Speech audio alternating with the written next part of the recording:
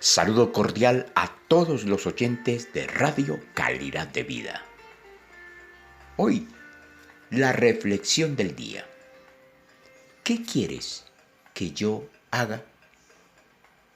Hechos 9, del 3 al 6 dice: Mas yendo por el camino, aconteció que al llegar cerca de Damasco, repentinamente le rodeó un resplandor de luz del cielo. Y cayendo en tierra, oyó una voz que le decía: Saulo, Saulo, ¿por qué me persigues? Él dijo: ¿Quién eres, Señor? Y le dijo: Yo soy Jesús, a quien tú persigues.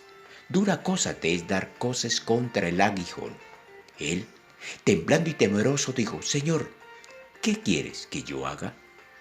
Y el Señor le dijo: Levántate y entra en la ciudad, y se te dirá lo que debes hacer.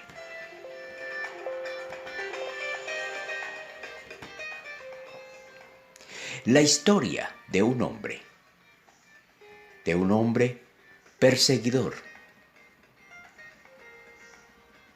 de la iglesia de ese entonces, perseguidor de aquellos cristianos que se dedicaban a hablar de Cristo. Pablo, convencido que estaba haciendo lo correcto, porque él era un hombre religioso y defendía su religión, como se dice, a capa y espada. Él era una amenaza para el cristianismo de ese entonces. Perseguía a los cristianos sin misericordia, con la meta de extirpar de ellos la fe en Jesucristo. Pero un día, este hombre tiene un encuentro personal con Jesucristo. Dice la Biblia que en la función de perseguir a los cristianos iba de camino a Damasco. Y en ese tiempo de su vida y en esa actividad que estaba haciendo, se le presentó Jesús.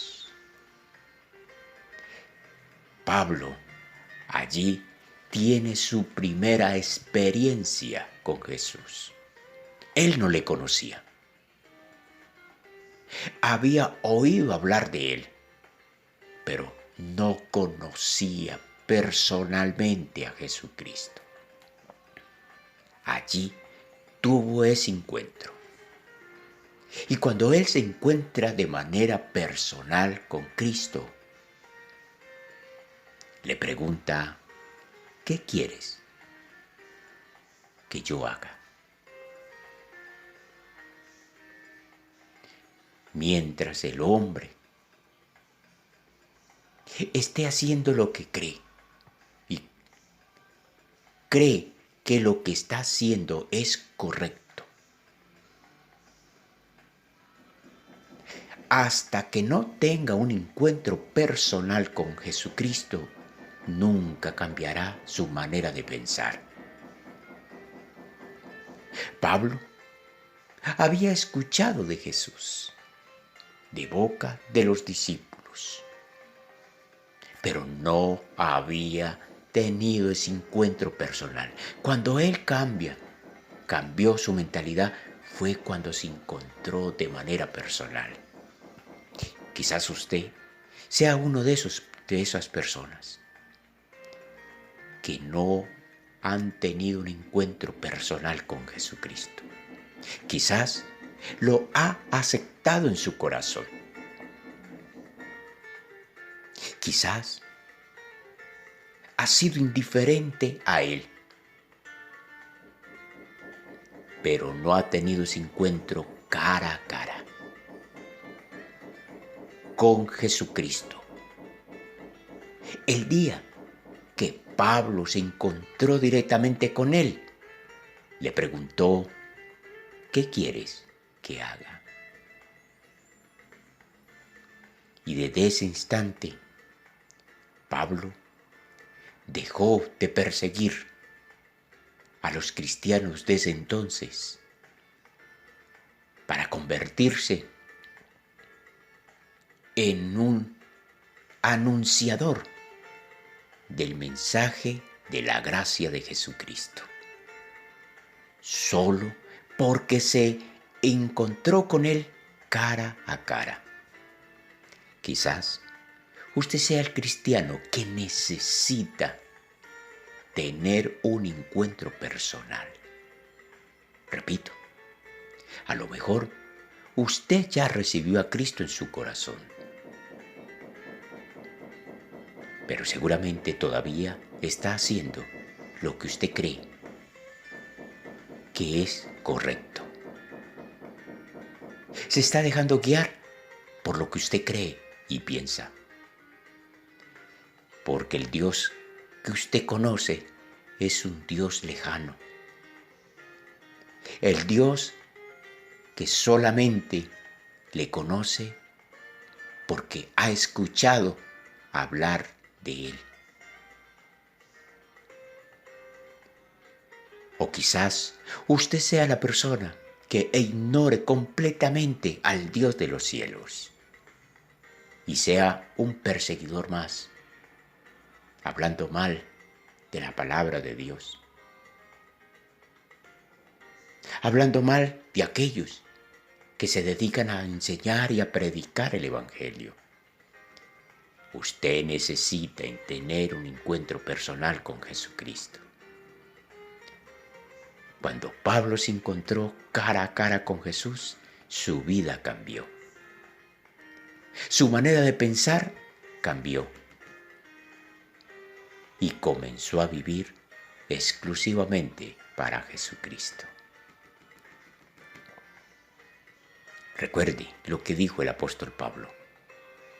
Señor, ¿qué quieres que yo haga?